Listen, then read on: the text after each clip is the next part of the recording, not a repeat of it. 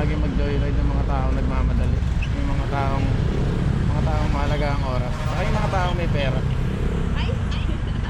Eh kasi pag naka-budget na yung pera mo sa pamasahe pang commute, medyo kakapusing ka eh. Kilometer ka kuya. Di-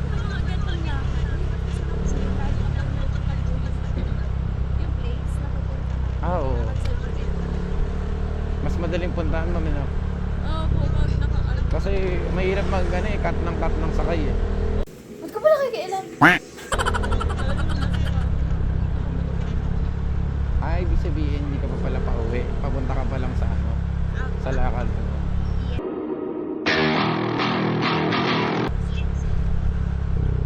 Bali, taga-saan ka ba, ma'am? Ah, 13 pa pala.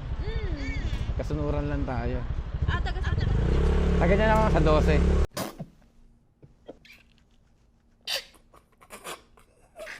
Joke lang, ma'am. Joke lang, ma'am.